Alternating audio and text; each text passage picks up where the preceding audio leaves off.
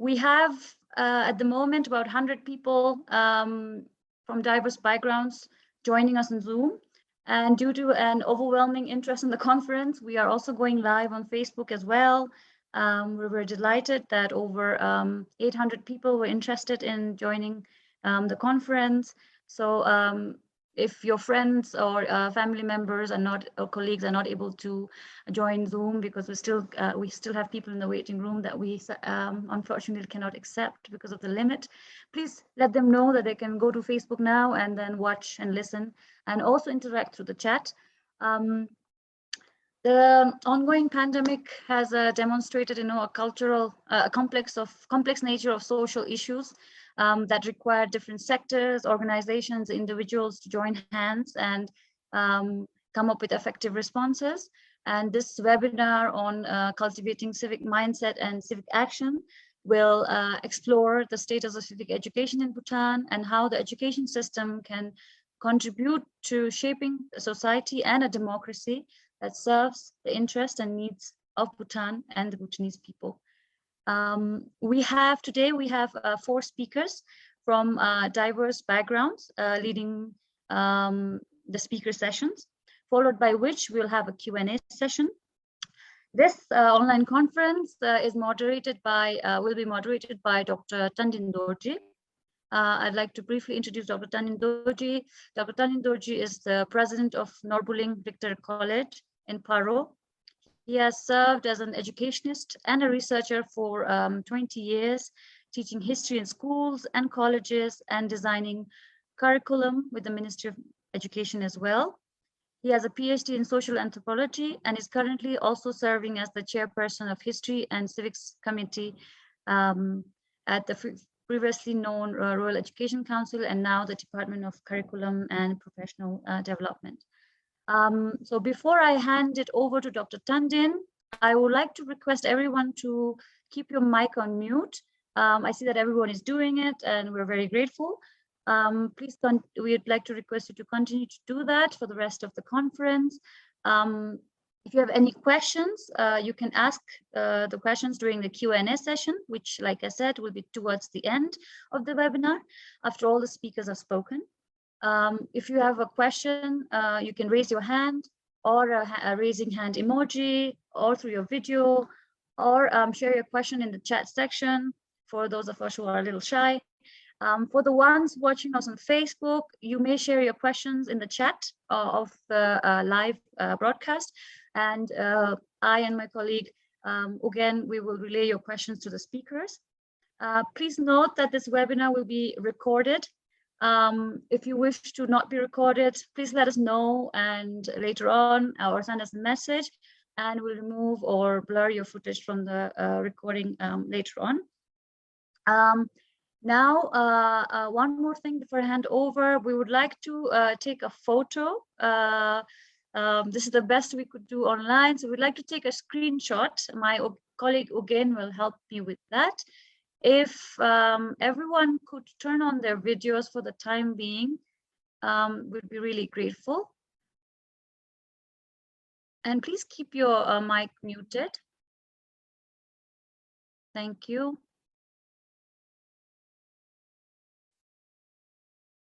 Yes, again, if you could come. Sure. Just give me a second. I'm just trying to make it as easy as possible for us. Okay. Some are still turning on their cameras, so I'd like to request all to turn on the cameras. Yes, just to let you know, we have exactly 100 people on Zoom at the moment, and that's the limit to what Zoom can accommodate, apparently. That's okay. I'm just waiting for a couple more people to turn on their videos, and then I'll take the picture. Okay. All right. Okay. On the count of 3, because we have 100 participants, I'll have to take about 3 photos. So please bear with me. On the count of 3, 1, 2, 3. Smile.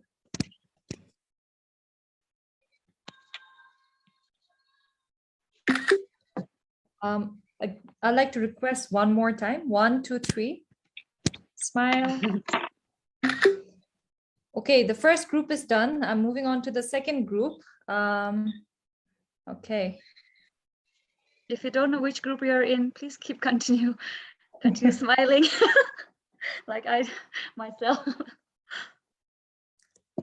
Okay, all right, so one, I think some people are shy because it seems the second group, most of the cameras are turned off. I understand, so I'll just take the picture for now. Okay, 1, 2, 3, smile. Okay. Yes. Okay. I'm done now. So okay. Thank you again. Thank you for helping out. Again, I'd like to ask everybody to please share your questions as the speaker session goes on in the chat box on Zoom or on Facebook Live. We'll be keeping an eye on it the whole time. And also, I would also like to request everybody to please put your name and your institution in the name section of the Zoom. So when you ask your question, we know what your name is and you know where you work or where you study. Or if you're a student, you can also highlight that. Would be really be grateful. Thank you. Now, without further ado, I'd like to hand over the stage to Dr. Tandinla.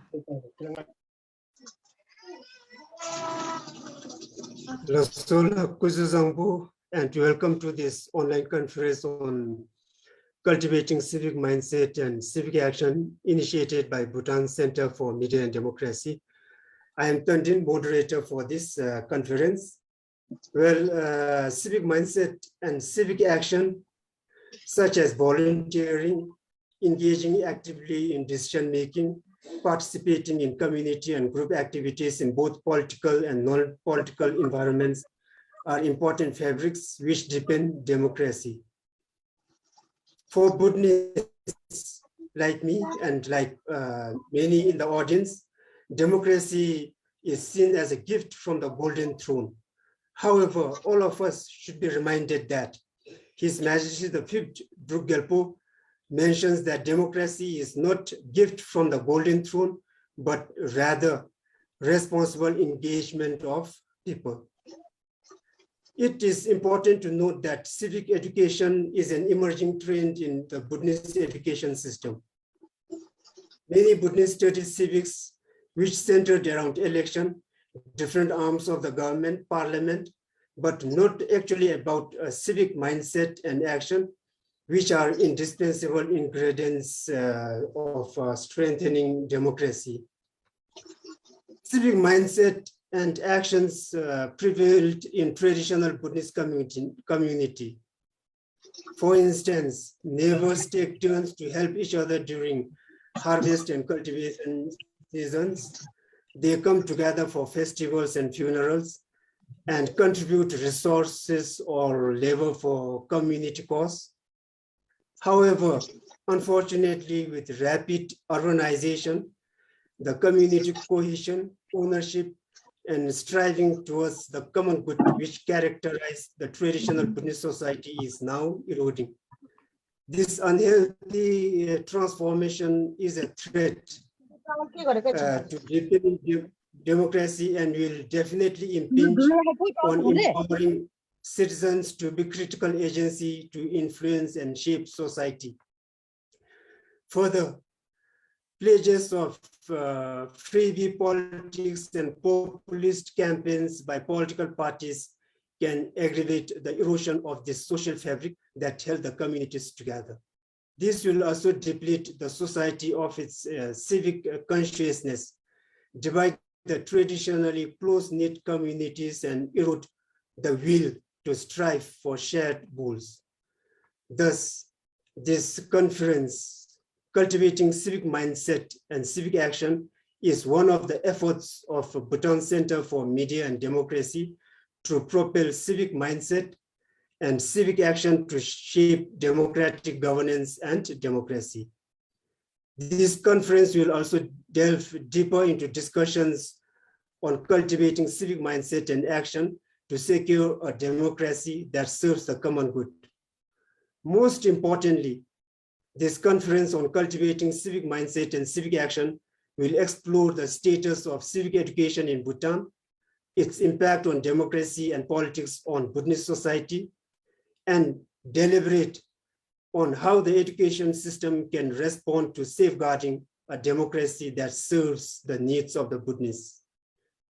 Well, in this conference on cultivating civic mindset and civic action, there are 4 speakers who will speak on different parameters of civic mindset and civic action, premised on their experience and association with civic education. Before I introduce our first speaker, I would like to inform our audience that discussions will happen after all the speakers have deliberated. To the speakers, you will be given 15 minutes, and I request all the speakers to adhere to the allotted time. Well, with this, allow me to now introduce our first speaker, Dr. Allen. He is a professor emeritus in the Faculty of Education at University of New Brunswick, Canada. His scholarship focuses on civic and history education.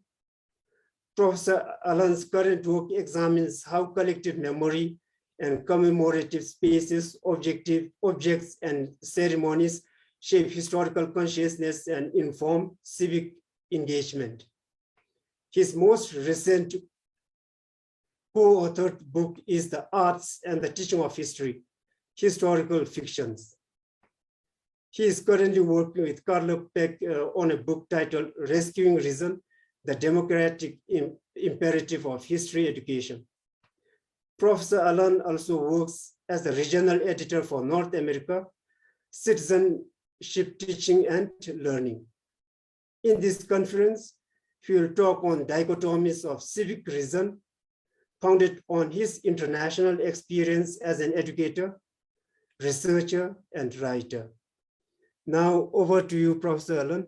Good luck. Thank you. Thank you very much, Dr. Tandon. And it's such a privilege for me to be here in Bhutan, early in the morning in New Brunswick. So I told all my friends I was speaking at a conference in Bhutan today. So I think they all think I'm been traveling for the last 24 hours, but it's lovely to be here. I bring you greetings from Canada and from the University of New Brunswick. I suspect some of my audience knows UNB quite well. We certainly have a long history in our Faculty of Education at UNB working with Bhutan. I want to start today by saying that you should be very suspicious of me. New Brunswick is a very small province in Canada. We're kind of out of the way place.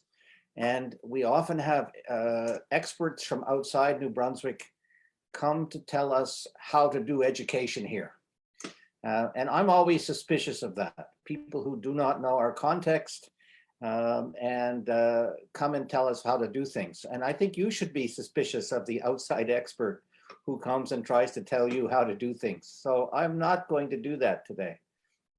I'm going to tell you some of the things that I'm working on. I felt a little better when Madam Chenchu sent me the description of the conference, and in it were some ideas that I've been working on that have been, I think, are common across the world with regard to democracy. So I want to share with you some of the things I've been thinking about, some things I'm working on for the book Rescuing Reason. And I hope they're helpful to you, and you can take what's helpful to you and tell me I don't know what I'm doing when the stuff isn't helpful to you.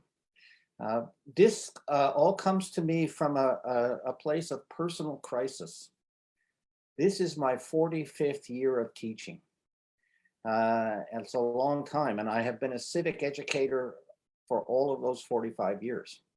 And if you look around the world, if you look around in Canada and many parts of the world, the evidence is that civic education is failing in some respects. People seem to be ignorant about democracy and what its components are. They are breaking off into small camps and fighting with each other vigorously, not listening to one another. There is a trend in some parts of the world to choosing autocratic rather than democratic leaders and governments. And all of those things, for me, came to a head in about 2016 at a conference of a European group on citizenship in Spain. And I came home from that conference, and I started to ask myself a set of questions. I'm just going to share my screen and show you the questions that I started to ask myself about at that time.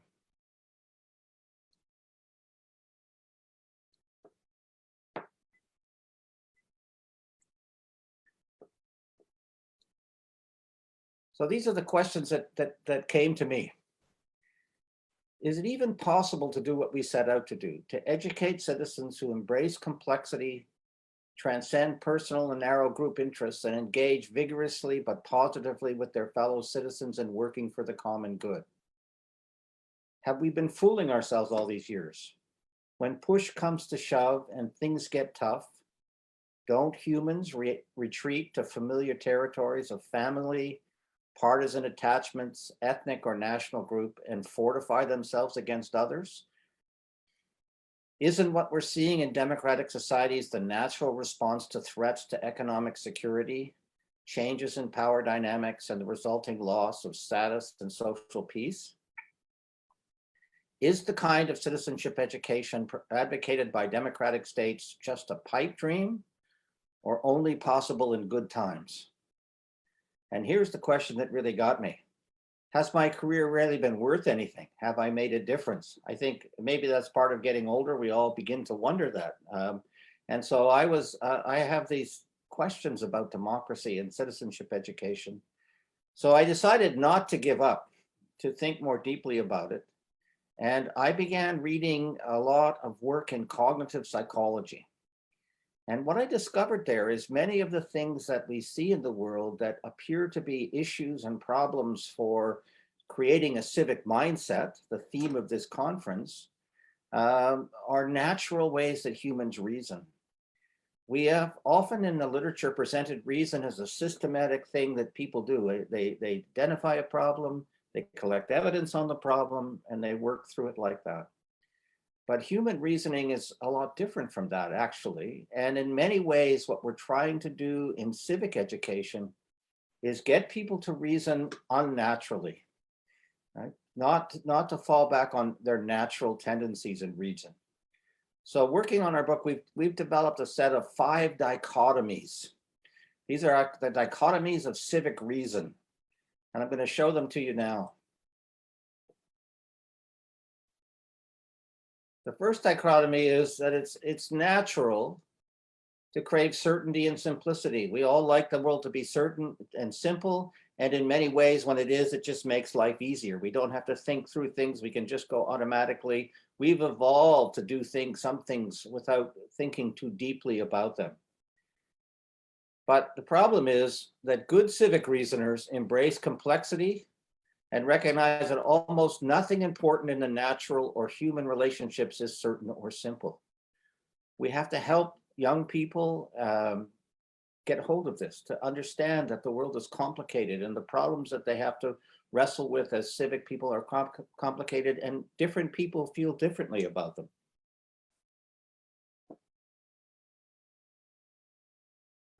It's natural to embrace information that confirms our views while ignoring or rejecting them, or rejecting information that casts doubt on them. Minds are hard to change. I have done a lot of work on what's called prior knowledge. Humans come to any learning situation with a cognitive framework, an idea, set idea in their head. And it's very difficult to change that. It's difficult for you to change your mind. It's difficult for me to change our minds. And we often look for information that confirms our views. The phrase for this is confirmation bias. And we have to put students in situations where they are continually confronted with other points of view and circumstances, because good civic reasoners are cognitively flexible. They are disposed to seek out and consider information that may challenge their thinking. They admit error and they change their minds when appropriate. So we have to put students in a situation where they'll do these kinds of things. It's natural to believe we know more than we do and discount the need for broader or more information perspectives. Sometimes in psychology, this is called the Dunning-Kruger effect. And you all know people who think they know more than they do, and you'd rather not spend much time with them, but it's a feature that we all have. And so we have to help students learn that good civic reasoners recognize the limits of their own knowledge and seek substantial collaboration with others who can add perspectives and evidence to the considerations of issues and questions. So bringing people into contact with other people, other perspectives is important, and helping them come to the point where they understand their own limits. It is natural to reason together with people who think like us and hold firmly perspectives accepted by those close to us. We see this in the internet phenomenon of filter bubbles, that people, the news gets filtered for people in ways that the bots think that we will like. And we like to hang around with people who think like us. But in fact, good civic reasoners question accepted truths. They're intellectually nourished by diversity and seek out and consider other perspectives and worldviews. They are open to shifting their socio-political alliances. So we're not lifelong members of the Conservative Party or the Liberal Party or the Democratic or Republican parties, whatever parties we have. We're open to changing our minds when we see other perspectives. And finally, it's natural to desire conclusive, lasting solutions to complex problems.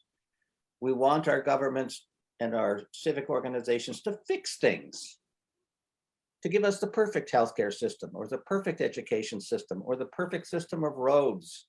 But the truth is, almost no important issues have solutions that will satisfy everyone and last forever. We keep arguing or discussing or debating the same things. And so one of, I think, the most important things we need to do in civic education is to help people have a tolerance for ambiguity, to be able to handle that ambiguity, that we will have to discuss these issues over and over again as times change. And that's not a strange thing, but it's just the way democracy works. Having listened to my colleagues in the meetings that we've had getting ready for this conference, I'm very excited because they have really good ideas about how this all works out. I am writing a book on how to do some of these things, how to develop some of the civic reasoning in history class, but this is not something for any one subject. These ideas transcend all subjects, and as Madame Decky will tell us, they go to the way school is organized.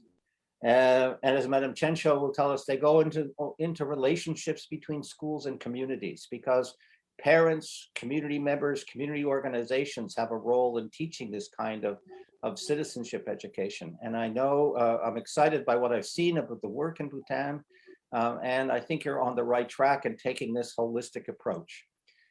Thank you, and I look forward to the questions later. I'll now turn it over to my colleagues. Thank you so much, Professor Alan. Now, our second speaker is Madame Dicky. She is the principal and founder of ELC, Educating for Lifelong Citizenship. She has been an educator and a curriculum designer for over 3 decades. Under her stewardship, ELC is country partner of Design for Change, which is a global movement to inspire school children to take ownership of their problems and create solutions. She brings a long-term practitioner's perspective on engaging students in civic education and civic action. She will deliberate on cultivating a civic mindset for civic action, drawing lessons and experiences from ELC High School. May I now invite Madame Dicky to take us through. Madame Dicky, please.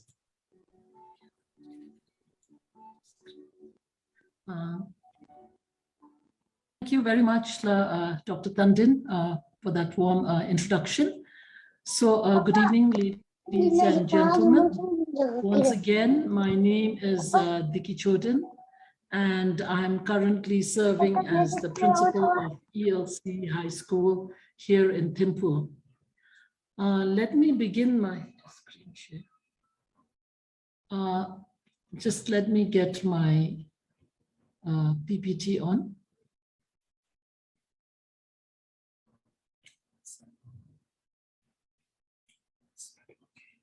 Okay. So let me begin my presentation with our school's vision, which is educating for universal happiness and well-being. I do believe that a vision of care, happiness, and well-being does underscore the importance of cultivating civic mindsets that inspire our students and young people to become positive change makers. Our inspirations are quite clear.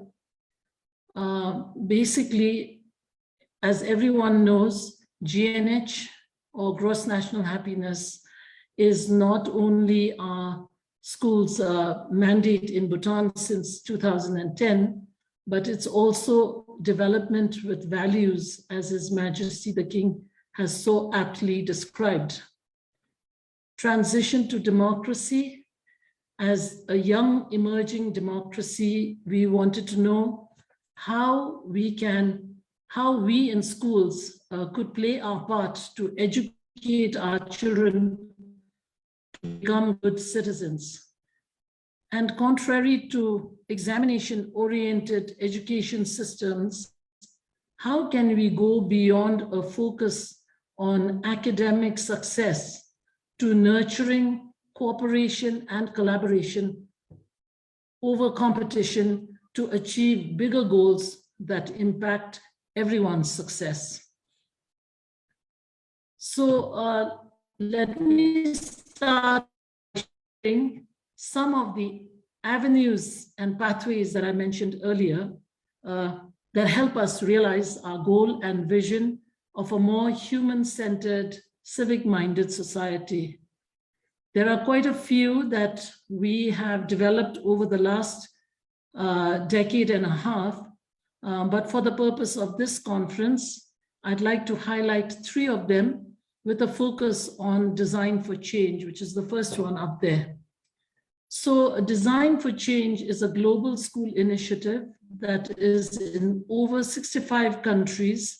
And in Bhutan, DFC is also spread close to 250 schools. ProH4, the next one that is highlighted, is the ELC's very own citizenship program that is inspired by the notion that is not but a social responsibility. We are partnered with about 8 civil society organizations and including the Bhutan Kidney Foundation, Bhutan Toilet Organization, Najan Lamten, and a few animal welfare organizations like the RSPCA and Jamsa Animal Savings Trust, to name a few. Wellness and well-being, which you see highlighted, as His Majesty has often reminded us, we cannot give what we do not have. We believe that cultivating wellness within is the way towards bringing about well-being for all, certainly as teachers in schools. So I believe that these are all human-centered, and that is how we see us at least taking on the mantle of cultivating a civic-minded citizenry. So let me jump right in to the presentation for this conference, which is Design for Change. As you can see, Design for Change, you see in red the words I can coming out of those words.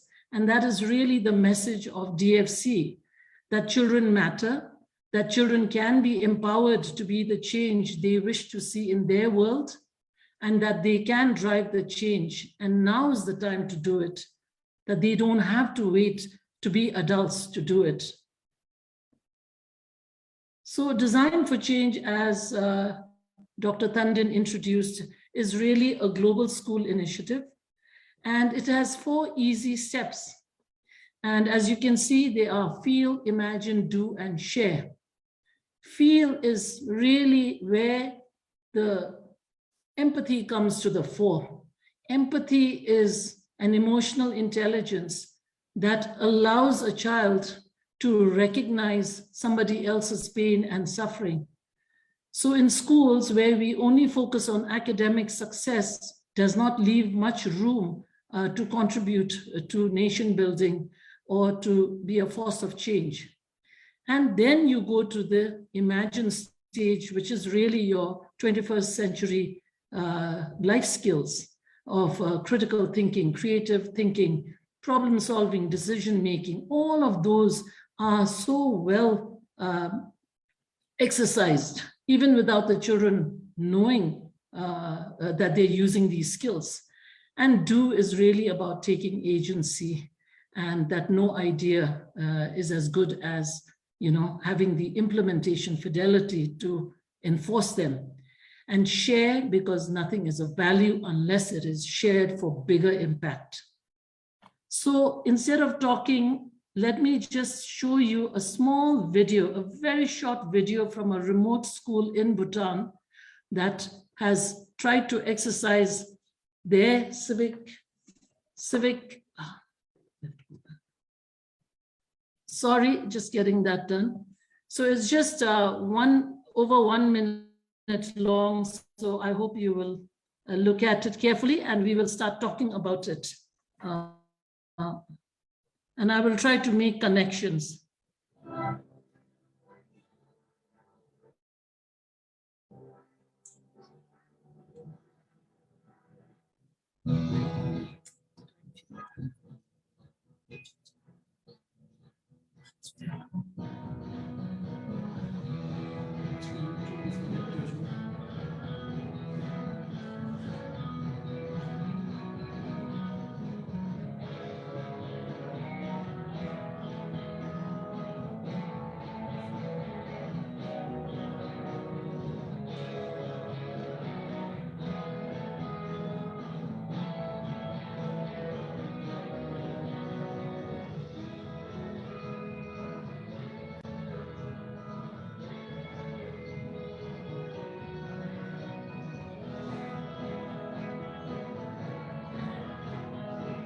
Time.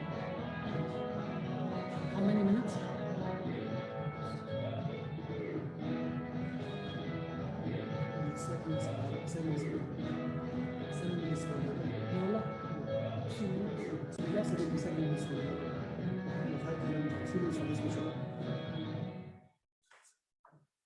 Okay, so next we will try to make connections with this little story with GNH. So as you know, the story is entitled Bamboozled, and it's a story of children creating safe pathways to school. So let me just run through very quickly in the interest of time. We have 4 pillars of GNH, which is good governance, sustainable economic development, environmental conservation, and cultural preservation. So in the first pillar, we see students recognizing the problem of dangerous pathways to school that they had to walk to every single day. So they took leadership in finding their own solutions. That's good governance, a preparation for sustainable economic development. You noticed that the fencing that they used were of local resources, and they used local expertise, which was basically their farmer parents. So great cost savings there. Environmental conservation, you saw they used bamboo, which grew in plenty around their school neighborhood, not plastic, not metal fences. So it was pollution reduction was also an idea that they exercised here. And cultural preservation is really about using local know-how and techniques that are homegrown, making us more self-reliant. But underlying all of this is this idea of mindfulness, which is so integral in all of the above. You can create solutions, but what kind of solutions? Would our solutions create more problems? So I believe that's where the well-being, which also has 4 pillars, and mindfulness is one such pillar. Now, if we connect design for change and this story with life skills education, we all know these are our life skills. In fact, every Bhutanese school has 2 periods allotted per week to learn about life skills education. But it is not about knowing them and regurgitating them on an exam, but rather being able to exercise your critical thinking, creative thinking, problem solving, decision making, which is what they did when they recognized the clear and present danger of the narrow pathways and the risk to safety. And effective communication skills. How much do we communicate even within our schools? They discussed among themselves. They communicated with the school administration to be able to rope in the parents who were the local expertise to spend a whole day in the school to create this 150-meter long bamboo fence. And social and emotional skills, so important. Maybe the older students recognize how unsafe it would have been, even more so for the very young children who would be crossing these pathways. And when they are able to see the visible difference of their action, their civic action, can you imagine the kind of confidence that these children would have? So that you're really, which is what the DFC teaches us, to cultivate a FIDS for kids, I can mindset, FIDS as in feel, imagine, do, share, love. So really at the end of it, I guess, through design for change and through the many alternative pathways to a vibrant education system, I guess the big question we have to ask is, what is the purpose of education? And what kind of a legacy can we then leave behind? So thank you very much. I hope I have made it in good time. Kadinchela, over to you, Dr. Tandi. Sola, thank you so much, Madam Diki, for sharing wonderful experiences from educating for lifelong ELC. And now our third speaker is Dr. Kezang Sherab, who is the Dean for Research and Industrial Linkages, Center for Educational Research and Development of Paro College of Education.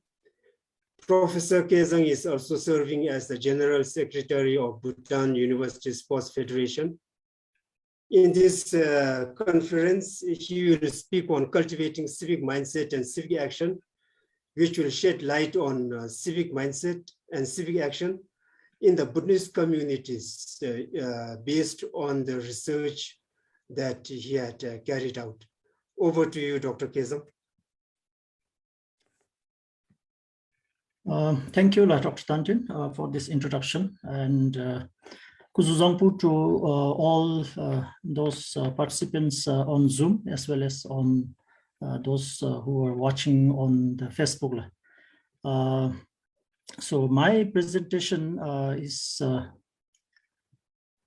as introduced, will be based on some of the work that I have done with the BCMD, and I have titled it as Participation and Democratic Culture at the School Level, a Baseline Study.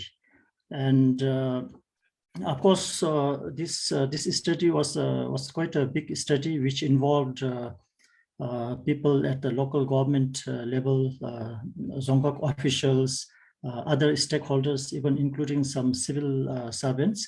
But today I chose to speak only on the school aspect because of the time factor. So just some background. I'm sure many of the participants here would agree with me that many Buddhists tend to, whenever they hear these terms, democracy and democratic culture, we tend to associate this with politics and politicians. And most often we think that, I'm not a politician, this is not for me, which is in fact not true. I think there's much more than that. And I personally feel that this kind of attitude actually comes from the kind of society that we have, which is very much top-down, hierarchical in structure, and then this actually this kind of tends to create social inequalities and structural disadvantages. For instance, in our society, it is often considered impolite to ask questions in front to a teacher or to our parents, and even sometimes it is impolite to argue with the elders. Most often we have experienced that if a group of parents are talking, discussing on something, and if a child tends to interrupt, these parents often remark, say that this is not for you, this is for the elders. So with such parenting practices that is prevailing in our society, and then when reinforced in the school setting, when these children go to the school, this is likely to groom citizenry which would lack a sense of voice and agency. And this kind of practices is going to be detrimental to the democratic system of government. So realizing this, I think if you look at the best practices elsewhere in the world, we'll come to know that even well-established democratic nations, consider civic citizenship education to be the key aspect of their curricula. It is mainly because these democratic values and attitudes and skills and knowledge that children learn or acquire is very much a learned behavior. So literature talks about this. There's plenty of evidence to show that these values will have to be learned. It will not happen automatically. Children need to be put into the context so that they are able to learn these values. It can be in the form of a formal curriculum in the school setting, or it can be in the form of experiential experience, like Madam Deki shared earlier, the Design for Change program, where children get opportunity to learn different democratic values, democratic processes. So realizing the importance, actually BCMD had initiated a project called Project Mikung in Paro Zonghak. Of course, now they have gone to some other Zonghaks also a couple of years back. And then I had the opportunity to study this project.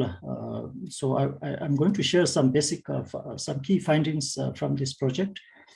And actually, this study involved looking at students' level of civic knowledge, their understanding of the roles and responsibilities in a democracy, whether they participate or not and then whether they're able to acquire these behaviors and the attitude. So we looked at this, and the methodology that we used was sequential mixed method. We started with a survey of the students, and these were class 9 students that were involved in the Mikung project, Mikung project. And we started with a survey, and we had responses from 55 students, class 9 students from 2 project schools. And then based on the survey findings, we designed our interview questions for the focus group discussion. And we had a total of 2 focus group discussions with students in the 2 project schools, and also 2 focus group discussions with teachers in these 2 project schools. This is a fairly small scale research, and I just wanted to inform the audience here that we don't want to generalize the findings to other contexts. But however, having said that, there are many other indications that this is applicable, and some relevance to other contexts in other schools throughout Bhutan. We also had a section on open-ended comments where people provided a lot of comments. So we used this data. So these are some of the key findings from this study. The first important thing is, so I've said here, limited civic knowledge. So we had some sort of test for these participants, just trying to find out, their awareness in terms of, democracy and democratic culture processes, how much they know. So if you look at the score, it's just the average. So it indicates that there needs to be a lot of things that we could do to help these children. And in terms of, even in terms of democratic culture, very limited, including in the classroom, besides the entire school setting. There's very limited democratic culture being practiced in our schools, including in the classroom when the teachers teach their students. Not only students, we have found out that even teachers lack civic knowledge, basic civic knowledge, and democratic practices. And this finding actually confirms, corroborates with the earlier finding of Wang Mongla, which indicates that civic education basically lacks both content and practice in the Bhutanese context. And then when you look at it, there's a huge gap between what is being taught theoretically, what children learn in terms of theory in the school setting, and then the actual practice. Because most often they're taught these theoretical aspects in the school, whether it is in the classroom through formal curriculum or whether it is through other programs, but they are not given opportunity to practice. They have very limited opportunity to practice some of these theoretical aspects. And that actually brings us to I have said here, the role of hidden curriculum. How our children learn this tacit knowledge. So most often in our school setting, we tend to neglect this aspect because we all know that most often teachers are asked to be role models to students, but the findings show that in fact they are, their role modeling is in a negative way.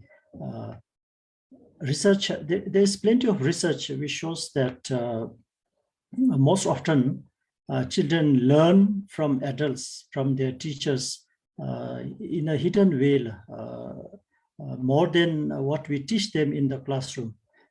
So this actually tells us that we have to be very careful in terms of our behavior, in terms of what we speak to them, in terms of what we teach them. Because most often we tend to contradict. So in fact, these children, they learn, this is more impactful than the content knowledge that they learn, the knowledge they pick up from their elders, from their parents, from their teachers in the form of hidden curriculum actually becomes, has a lifelong impact on these children. If you are not careful, we tend to most often convey impart negative behaviors, negative values and skills to our children. Just related to this, just a couple of days back, I just saw this news, online news. Man who felt humiliated at school stabs teacher 101 times, 30 years after graduating. And then, this clearly indicates that what we do with our children in the school has a lot of impact. This man was actually humiliated by his teacher when he was in the primary school. And after, so many years, he has that with him. And then suddenly he commits this crime. And we never know, some of our students must be undergoing, that kind of situation, because most often in our classrooms, we tell children that we have to be honest, we have to be kind to others, we have to have that compassion, there should be justice, there should be equality. But most often our actions as teachers, as parents, is otherwise. So that's what I mean by hidden curriculum. So that is a very important aspect. And I would like to finish my presentation by sharing this, the last point. Democracy is best learned in democratic settings. So as teachers, as parents, we need to engage our students, put them into settings where they learn these important values in their life. The value of justice, the value of equality, openness. As Professor Allen mentioned earlier, respecting different points of view, for instance, tolerance for ambiguity. All these are learned behavior. So we need to create this environment for our students. So with that, I complete my presentation, and over to you, Dr. Tantin. Lasla, thank you so much, Dr. Kezang, for sharing your research findings, which is highly relevant and very interesting. Now, our fourth and the last speaker of this online conference on cultivating civic mindset and civic action is Dr. Senchol Ham. She is the Executive Director of Bhutan Center for Media and Democracy. She's an educationist and served as Program Director of the erstwhile Royal Education Council. During this phase of her professional life, she was instrumental in teacher education reforms in Bhutan. Even now, she continues to develop and enhance personal and professional development of teachers, youth, and the elected leaders. In this conference, she will speak on an experiential approach to civic education, which is grounded on BCMD's experiential approach to civic education. May I invite Dr. Senchu to take us through. Welcome, Dr. Senchu. So thank you for that introduction. Hope I'm audible. Good evening, Kuzuzampo, and thank you to all for tuning in today. I would like to acknowledge that we have senior government officials, development partners, educators, and students and people from a very diverse walk of life joining us today. So thank you so much. And in my 10 to 12 minutes, I try and explain what I mean by civic mindset and the importance of cultivating that, and also share how BCMD tries and promotes civic education and some of the results and lessons that we are learning as we experience this process ourselves. So first of all, what do I mean by civic mindset? I think the importance of civic mindset and civic action lies in the fact that as human beings, we are social in nature and that we live and thrive in supportive communities. So civic mindset to me is that unifying outlook that connects people through recognition of common interest and purpose, and one that builds bridges across tribes, placing primacy on common good. So in simple terms, to me, this is, I hope my screen is clear.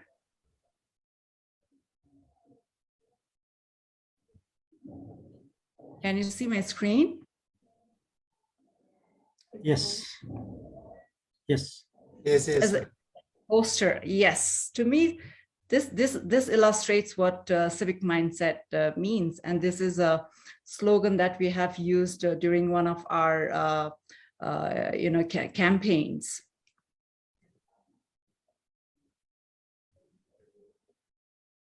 So in simple terms, to have a civic mindset means to be community spirited, to think of not just oneself, but of those with whom we share the social and the physical space. So, but why cultivate civic mindset? And I explain 3 reasons from my perspective here. Traditionally, we are a close-knit society, and civic sense is ingrained in our culture. However, with modernization and urbanization, neighbors living in the same apartment hardly exchange words of greetings. Life has become busy and we mind our own business, so to say.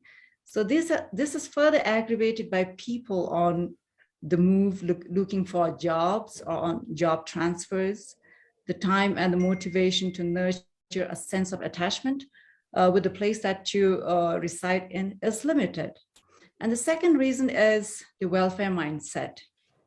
The introduction of democracy is engendering a transactional relationship between the elected and the citizenry, and a welfare mindset in general demands on elected representatives for written favors of personal nature are not uncommon in our young democracy once we have cast our votes.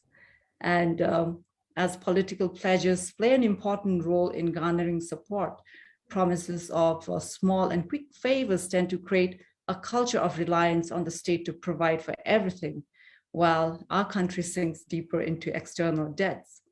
And the third reason is how we look at education. Not only does the education system divorce learning from reality with heavy emphasis on content regurgitation, but when learning is taken out of the school campus and into the communities for students to connect with community issues and state of affairs, it becomes unsettling and cumbersome for adults and authorities. The reason being that we view education as a learning process that is confined within the textbooks and the classrooms. So these are some of the forces that are shaping our society as we speak. And the result of this will be evident in the values and attitudes of our younger generation. So to be intentional about how we shape our future, we need to embed the learning of our young people, our children, in social change as they unfold, if they are to become competent individuals who are able to navigate real life challenges. Now, how does BCMD promote civic mindset and civic action? We try and do that through an experiential learning process with hands-on activities and reflective sessions, embedded in real life context. And I think this is best explained in the form of a story. And I pick one from the many stories that we have. A group of Jimmy Namgyal Engineering College students who were trained on asset-based community mapping set out to study issues and strengths of their locality. And they stumbled across Dijam Dharma House, a monastery in Dewatang in Samrujankar. So we promote this idea of communities as self-organizing entities capable of solving community issues by themselves through the concept of asset-based community development. The college youth found that the monastery served both spiritual and recreational purposes, as pujas and rituals are performed there, and people from the town come to enjoy the pristine environment and clean air on weekends. However, the youth also found that the place had issues of open defecation because there were no public toilets. So the training on community mapping requires them to mobilize relevant resources and support from within the communities as much as possible, and to decide on a solution that is acceptable to all stakeholders. So on consulting the caretaker of the monastery, they found that the monastery actually had, have a timber and sand already. So collectively, they decided to build a 2-unit toilet to solve the problem of open defecation. Now, being engineering students, the youths identified themselves as one of the important resources or assets in the community. And they managed to get additional donation of construction materials from a private firm, additional funds from a fellow civil society organization, SJI, Samrujankar Initiative, and with small seed fund from BCMD, the group of youth constructed not 2, but 7 toilets and addressed the issue of open defecation at the monastery. So this local initiative by this group of youth illustrates that when communities come together and pool resources, some issues of the community can be resolved by the community for the community. Next, So what results are we seeing from this kind of initiatives? And there are many, but I chose very few in the interest of time.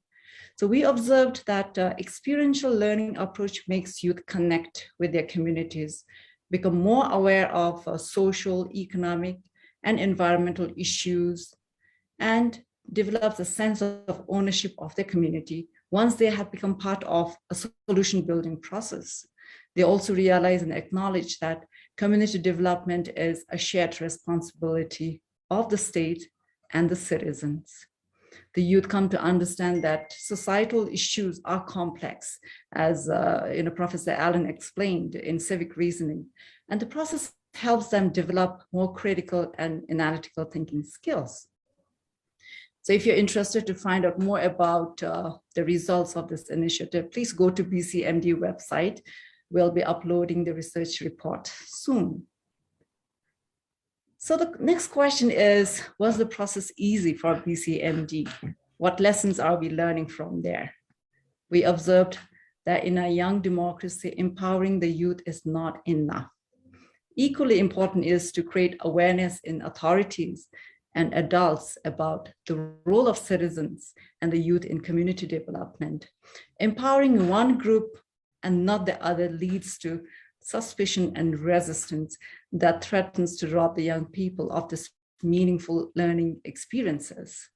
So from my perspective, it is intergenerational approach to civic education that is critical for Bhutan as a young democracy. While the young people learn to express their voice responsibly and respectfully, we need the adult folks to provide a safe space and have the openness to listen to diverse views of the youth as they try their hands at civic engagement. We observe that such a learning process requires one motivated and civic-minded teacher to inspire the young people. And that teacher needs to be supported by an educational leader who believes in taking learning beyond the prescribed textbooks and the school campus. And we need local authorities who see the long-term benefit of nurturing civic mindset and civic action in our young people. So lastly, you can start being an active citizen this very minute.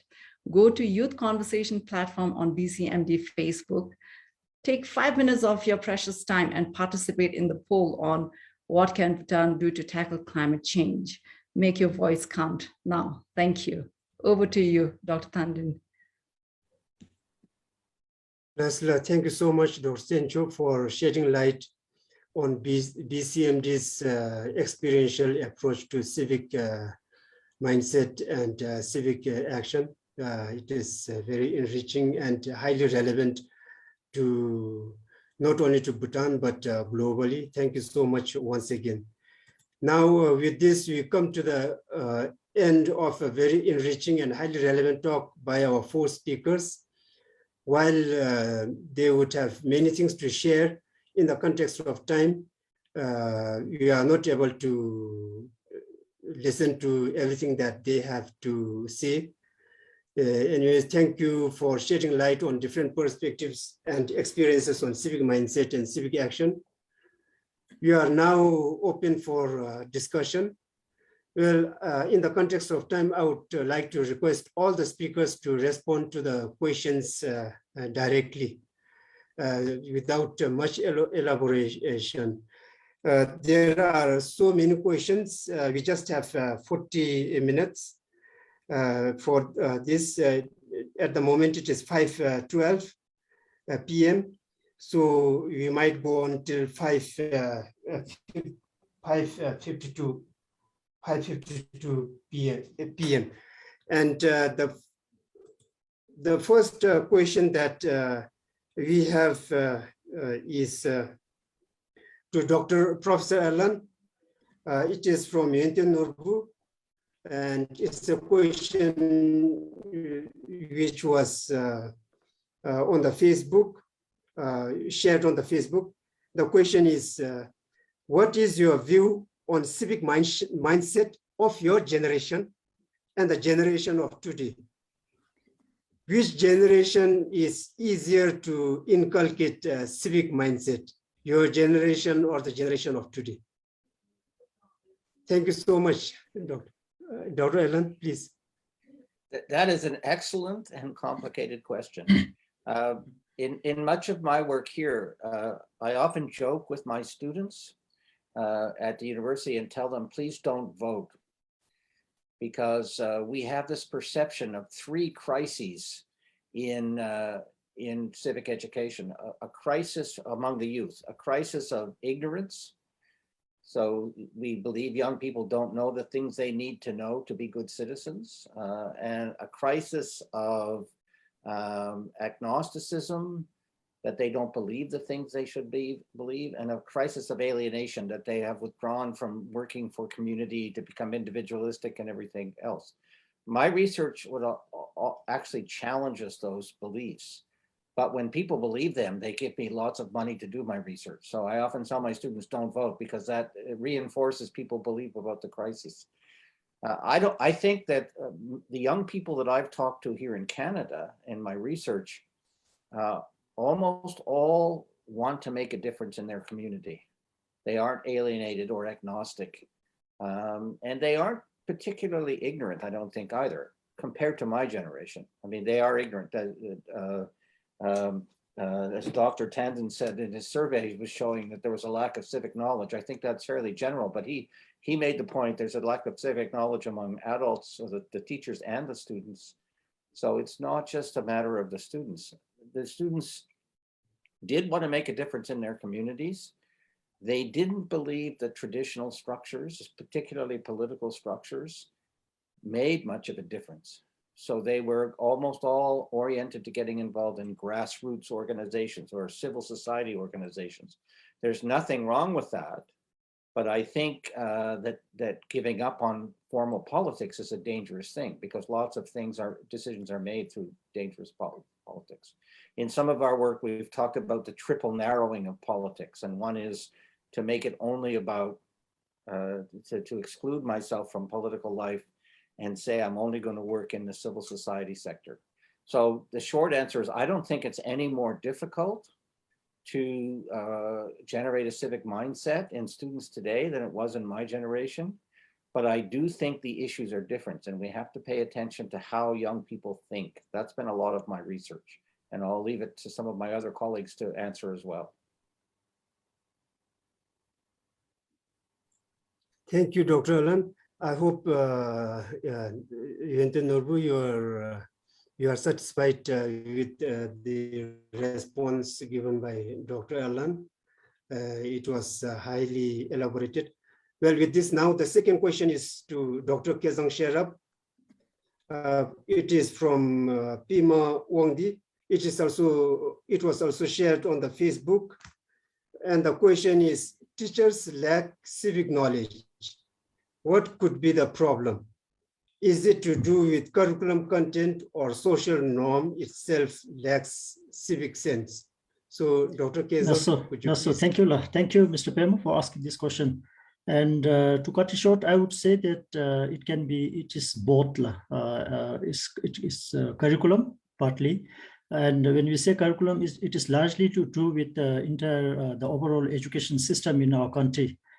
We all know that so much of rigidity, too much focus on standardization, teaching, focusing on teaching content. A child has to come to the classroom to learn this. So much of rigidity, and then as a result of that, there's a disconnect between what they learn in the classroom and what they actually experience in the real world. So it's also curriculum, and also partly to do with the kind of society that we come from. As I shared in my introductory so much of, again, rigidity and structuredness, and which creates inequality in the system. So I would say both. To cut it short, thank you. Yes, thank you, Dr. Kezang. And thank you, Pima Wongdi, for this question. Now, the third question we have, it was from the Zoom. It is from Tile Chuden to Madam Dichotomies. And the question is, what is the biggest challenge for you in educating and design for change at ELC? Lasla, Madam Diki.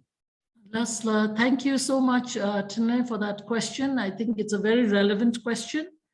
And this is just to echo what everybody else said about rigidity in schools to follow a set curriculum, all of those mandates. And especially, I think, given that we continue to be a part of an examination-oriented education system, not just in Bhutan, but all over the world, basically, I think there is that concern among teachers, among parents, and all the stakeholders, basically, for students to perform well on the exams, and especially the ones that relate to high stakes exams that we've just had recently. So because of that, I think there is a little bit of, a deviation from what really matters in education. And I feel that regardless of all of this, in fact, when we understand well-being, when we understand care, and when we understand emotional intelligence, I think we create a much more conducive environment to cultivate our cognitive intelligence. And when we care as classmates, we say at ELC, there are no positions. We don't give positions in the exams, and there's no ranking either. And that is because we say when you teach, you learn twice. So this whole idea of caring for your environment, caring for taking stewardship of your planet for the future, I think all of these are going to be very, very important aspects of living in this new age of artificial intelligence and so many things that would really flip everything on its head. So when we have emotional intelligence, when we are able to navigate through all of these aspects of life, the new challenges, I think we are in a much, much better position to handle our lives, to succeed in our lives, and ultimately to achieve well-being and happiness. I hope I have answered your question. Thank you. Lasla, thank you. Now we have another question from Yentin Norbu, and it is for Dr. Sencho. The question is, it is shared in the Facebook by Yentin Norbu. So the question is, has BCMD implemented any plans or programs in collaboration with Ministry of Education to cultivate civic mindset and action? I feel schools will benefit from such programs as this. So as this, I think Yentin is referring to your presentation and initiatives and efforts of BCMD. If you could elaborate if there are any collaborations with Ministry of Education. Lasso, thank you. The Citizenship Education Initiative is in collaboration with the district office, La Paro Zonka in Samra Zonkar Nola. So if that qualifies as a collaboration with the Ministry of Education, yes, we are collaborating. But regardless of whose name features in that document where we agree to collaborate, I think the beneficiary is the young people of the country. So I think that is what is most important. But definitely, I think when there is openness to collaboration, and especially because the Ministry of Education has the clout to make a difference. So if we can collaborate, I think it would be wonderful to take this program to other districts as well. So the impact would be much more, it would be greater. We can make greater impact if we can collaborate with ministry and other districts in the country. But for this Project Mikung, we have worked with Drugel Central School and Shaba Central School. But aside from these two schools, other schools have also benefited. So the beneficiary is the Bhutanese children. So I think that's what counts for BCMD. I hope that answers Yuntin's question. Thank you so much for that. And I just wanted to supplement what Dr. Kezang Shirap responded to an earlier question on the curriculum, whether the issue is with the curriculum or the teaching process. And I do concur with Dr. Kezang Shirap that partly the issue is in both. If current affairs do not find a way into the classroom discussion, students and teachers would always be talking about things that happened 10 years ago, whereas situation is evolving, and in a democracy, it's even, the situations evolve faster. So I think that is partly to do with curriculum. And also I think, earlier, Dr. Kezang Shirap ended his presentation by saying, democracy is best learned in a democratic setting. So I think even as teachers, we are yet to really exercise, democratic ideas and skills in our daily interaction with the students as well as in our teaching processes, right? I come from a generation that is pre-democracy. So I am yet to learn about how to be democratic and be open to dissenting and diverse views and, handling those. So I think the issue here that we are grappling with is both in curriculum as well as in how we approach teaching and interact with children. Thank you. Thank you, Dr. Sencho, for shedding light. And we hope that in the nearest future, enabling conditions for collaboration between Ministry of Education and BCMD will happen. There definitely is will from BCMD, and this experiential approach to civic mindset, I think it's very, very important. And BCMD should take this and pursue with Ministry of Education with a concerted effort. With this, there is a question which was shared on the Facebook by one of our audience, Kelzang Penjor, and the question any of the four speakers can respond to this question. The question is, what about the parents' role in developing the civic mindset? Any one of you can respond to this. What about the parents' role in developing the civic mindset? I'll start with that. Yes, Dr. Alan, yes. There is considerable, you asked an issue, what is the issue, the curriculum or the teachers? But I think sometimes we put too much on schools. Developing a civic mindset is a wide cultural activity. It's not just, schools are important, but it's not just for schools. And there is literature research from around the world that demonstrates that children come from homes where issues are discussed, where they have the ability to make their own points of view known, where other points of view are brought into the home and explored, that correlates highly with good civic outcomes, the desire to participate with better civic skills, with the kinds of empathy for different points of view that Madam Decky was talking about. So parents have a critical role. And I think schools and parents can work together to enhance that role. So if schools design curriculums about issues, Dr. Shensho was just talking about the importance of bringing contemporary issues, where you can design a set of discussion questions that children might actually take home and discuss with their parents. So I've seen that happen in schools in Canada, where the school is talking about an issue. They design a set of activities that parents and children might do together to learn more about the issue and to talk about it. But it's critically important that family context has a huge influence on people's attitudes towards community and civic life.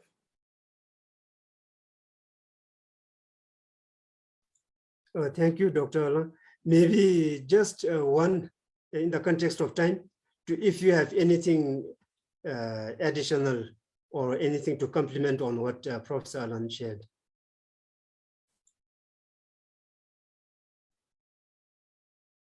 Well, if there, if that's, we go to the next question now. It is from Karma Pinso, shared on the Facebook. The question is, how is it is to any of the speakers? How is civic mindset related to one's spiritual practices?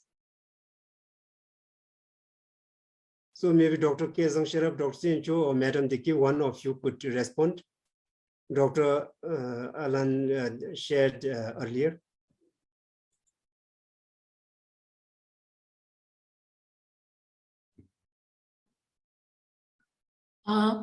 Maybe I'll give it a shot. So I think this pretty much has reference to our citizenship education program. And at ELC, how we go about is through a carnival. And in that carnival, we have pretty much, I guess this also alludes to the last question about parent partnership. But if you're looking at the spiritual dimension, you know, in Bhutan, we are so known for making some very, very large donations to the building of temples and stupas and all of those things, which I guess as part of our culture and tradition is very important. But like through our citizenship education program and our partnerships with organizations like the Royal Society for Protection and Care of Animals, it's like we try to teach our children the idea of empathy and compassion. And in fact, at our school, we now have about 9 dogs. And this is also following His Majesty's lead during the pandemic of how dogs go also starving, you know, unfed. And so if the Bhutanese or anybody who has a very strong inclination to spirituality and spiritual practice, I think there are so many opportunities, right, you know, in front of us where we can be a force of good and where our compassionate action can really serve all sentient beings, basically, not just the human population.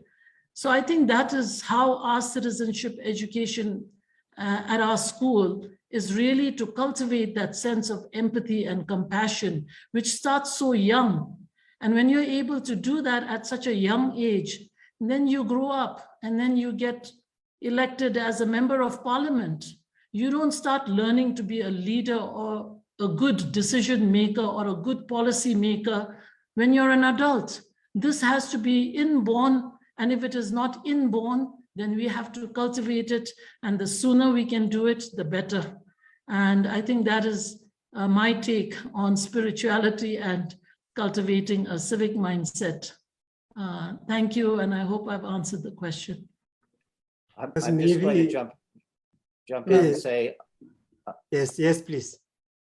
I don't want to give an extended answer, but I did work on a co-authored book on the connection between religion and education. And one chapter talks about what civic education can learn from religious practices, about how to do civic education. So I can send that chapter to Dr. Shencho, and maybe she can make it available to people if they want them, rather than adding to, I think, already good ideas we've heard.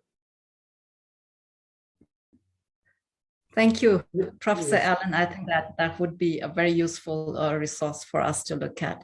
And if I'm not mistaken, probably this question comes from a Buddhist scholar, a renowned Buddhist scholar in Bhutan, Dr. Kamaphin. So I'm not a Buddhist scholar, but I do see the connection between having a civic mindset and spiritual practice.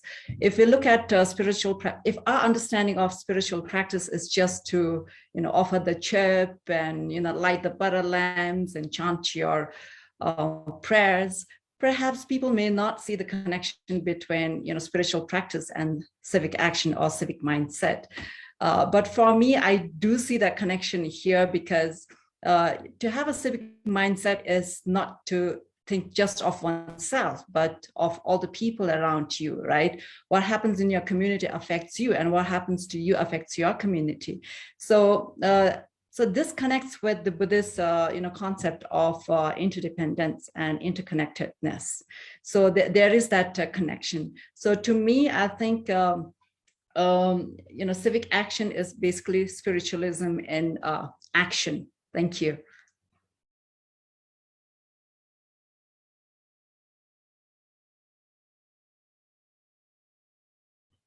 You have to unmute yourself, Dr. Tandon. Oh, sorry.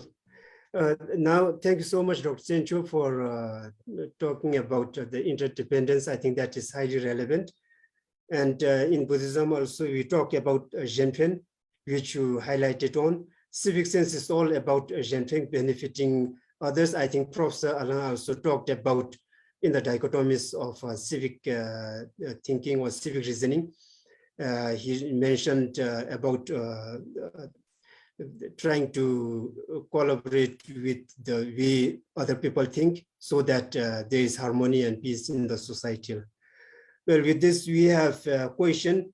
It is to any speakers. Maybe this time, I think Dr. Kezang or maybe anyone, but I'm just saying Dr. Kezang because to three others, I think the general questions were answered.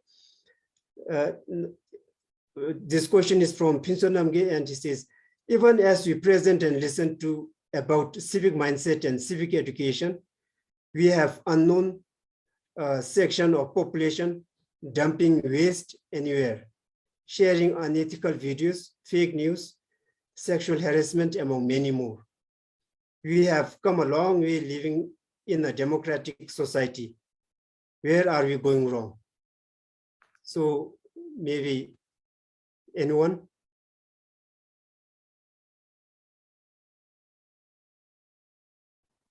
So maybe quickly. So my take on this is, so this indicates that our formal education is not helping with this So we need to, we need to refocus, in terms of educating. I've seen many educated people,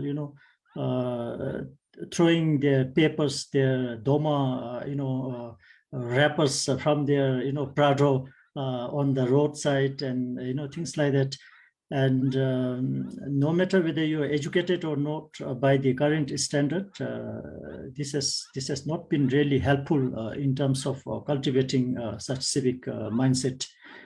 So I think we need to really refocus and change, in terms of our education. And I'm happy to share here that now with this Royal Kasho on the education reform, Bhutan is now,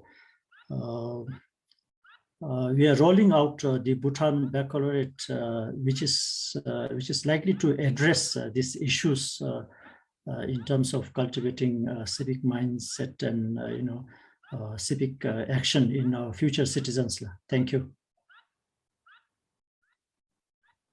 Perhaps I can comment. Yes, Dr. Chencho, yes, please. Yeah. So when I heard this question, it took me back to Professor Allen's presentation, where he talked about normal reasoning versus civic reasoning, and how it is our natural tendency to desire for certainty and simplicity. We desire lasting solution to complex problems, whereas social issues are complex. And to cultivate a civic reasoning is to recognize limitations of our own knowledge and seek diversity and have tolerance for ambiguity, right? So I think we will never see a time when no single individual will, throw, or litter the environment. I think we will always have this kind of issues. But the question here is, can we improve? Can we, change our behavior? Of course we can. I believe we can. But how we do that, relies a lot on how we, groom our younger generation. As a parent, as a teacher, I recall this teacher who had been part of BCMD and all this initiative. And he went back to his school, and he took this group of children to map issues and resources in school. And the children found out that, their toilet needs better cleaning and things like that. And but what his colleagues told him was that, why you're going through this process? Why don't you just tell the students and they will do it?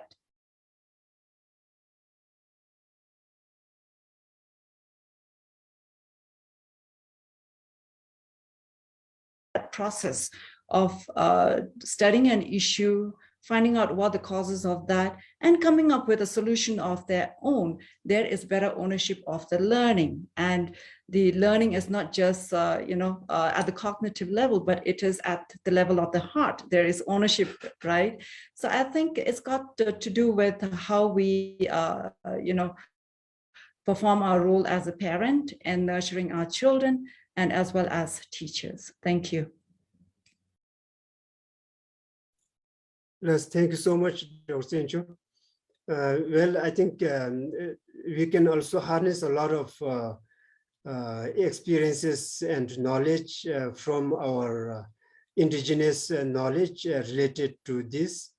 And this is one way of looking at it, turning back to the indigenous knowledge, because there is so much of civic mindset and civic action happening in the traditional society.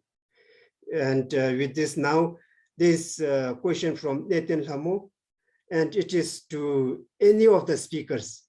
The question is, everyone is aware of knowledge, content, and theories, but failing in practices and application in real life. Where are we going wrong? So any of the speakers may respond to this question. Well, that's the key, isn't it? To move our knowledge into life. So I'm going to do a demonstration. If you can see my picture, I hope you can, of my philosophy of education in 3 steps. Head, heart, hands. So we've often thought of school as putting knowledge in people's heads, but I think that's not adequate, right? So I'm a Christian, not a Buddhist, but we share many basic philosophies. And one is, I think, the golden rule, which shows up in many religious traditions. Do to others what you would have them do to you. And so I say to my students, do I know that? If you were a teacher, would you say, I know that? And they say, yes, you just said it. And I said, but I never do it. So if I never do it, do I really know it? Right? And it's the same thing with civic knowledge and attitudes. We have to take this knowledge as teachers and community members and things and move it to someone's heart, make it their own. Think deeply about it. Think about, what does this mean for my life? And then the next step is to move it out into action. And so some of the things you've heard about today, about schools that are doing this, helping kids take action, about the Center for Media and Democracy trying to build programs to move this stuff out into action, is really important, to show people that knowledge is only important if we understand it deeply and we move it into our lives. And I think that teachers can do it in schools, right in classrooms, by having kids opportunities to do those, to think deeply about what they're learning and to try it. Schools can do it. Madam Decky talked about that. And then you can move it out into the community.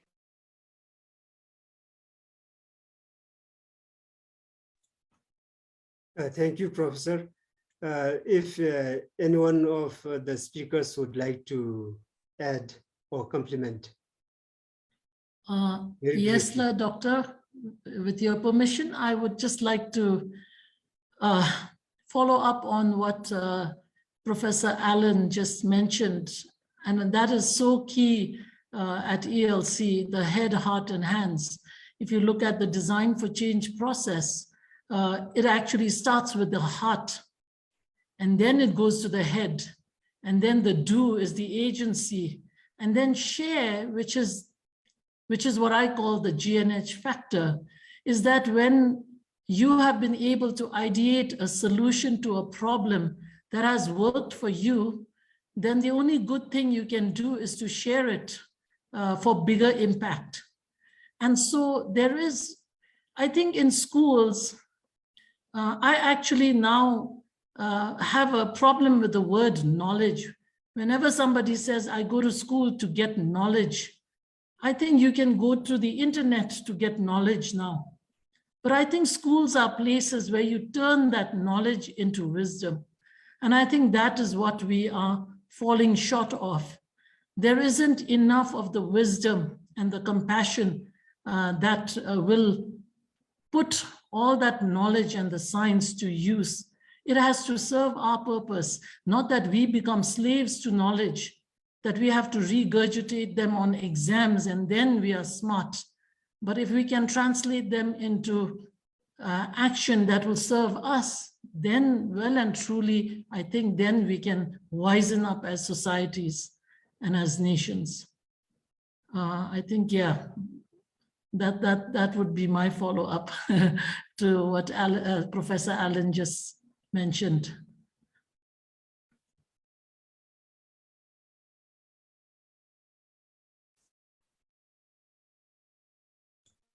Thank you so much, Madam Dickey and Professor Allen, for responding to the question on gap between theory and application. Thank you so much. Now, in the context of time, we will briefly take two questions. The second last question is for Dr. Sencho, and it is from Gelsen. And the question is, how can experiential learning be infused in a better way, especially in primary schools, since the schools are guided by prescribed syllabus? Lastly, Dr. Sencho. That's why I think in my presentation, I ended by saying that if experiential learning is to work, we need a motivated teacher who is civic minded. And the teacher needs to be supported by an educational leader who believes in taking learning beyond the classrooms. And it has to be supported by local authorities who will not get nervous about children going out of the school to learn in the communities. Thank you. In the interest of time, I'll keep it there. Thank you.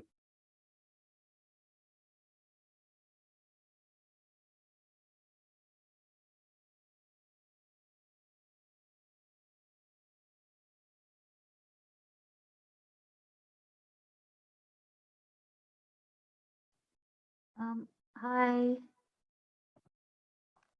I think we briefly lost connection with Dr. Tandi.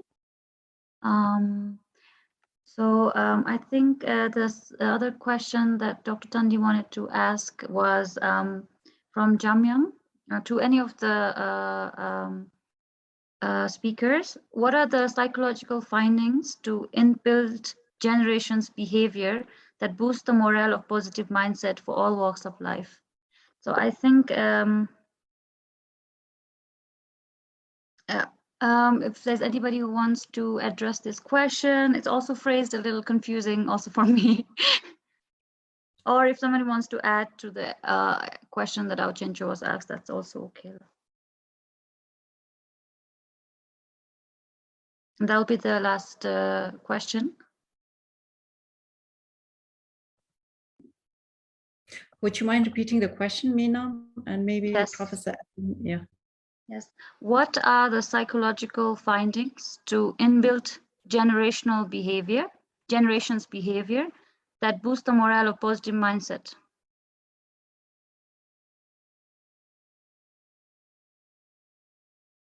So what psychological findings basically says, what psychological findings boost the morale of, boost positive mindset in order to, I think, be active in the civic arena? I don't know much about the answer to the question, about the findings, but I do know that psychologists and civic educators study two psychological constructs that are important. One is agency, that people feel a sense of agency, that they can do something. I can, Madam Decky was talking about before. So that's a psychological construct that people have a sense that they can make a difference. And the other one is related to it in psychologists call it locus of control. And it's where people sense that control is coming from. Can they shape things, or is everything shaped by forces outside of them? By governments or teachers or curriculum. So for teachers, a question that Chencho just answered about, how can you do this with the curriculum? For teachers who feel the curriculum restrains them, or teachers who have an internal locus of control might say, I have to do what's in the curriculum, but I can see possibilities for going beyond that, or for linking that with civic mindset so that I can take control. They can have an internal locus of control. And you can see that that's very close to what a sense of agency is too. So those are the two ideas that show up in the literature. So help to foster those things. Thank you, Dr. Allen. Thank you. Just to supplement Alan here. So I think for BCMD, what we have observed is that when we provide an experience to young people and let them experience a confidence in their own voice, that is when they learn to exercise their voice and they learn to express their views. So if you don't create that space in the first place, they don't have confidence in their voice, and they believe that they don't have any effect over their environment. There is no sense of agency. So I think creating that safe space for young children to exercise their voice is important. When they exercise their voice, it develops their confidence. When they develop their confidence and try and act out on a social issue, that is when the sense of agency develops in young people. Thank you. Lasla, thank you. In the context of time now, we will have the last question. It is to any speaker, and the question is from Chamyang. And the question is, what are Dr. Tandon, sorry, I already relayed the question in your absence. So yes. So now over to you, Minam. Sorry, there was some network connection, and in between I was lost. Thank you so much, all the speakers and the audience for the wonderful and enriching talk. And it indeed was a learning experience for me also. I gained a lot of knowledge from listening to all the speakers and the questions, people who have asked the questions. Also, thank you so much. It was highly relevant, and through the questionnaire session also, I'm sure the audience would have also learned a lot. Thank you so much. Over to you now, Minam. Thank you, Dr. Tandon.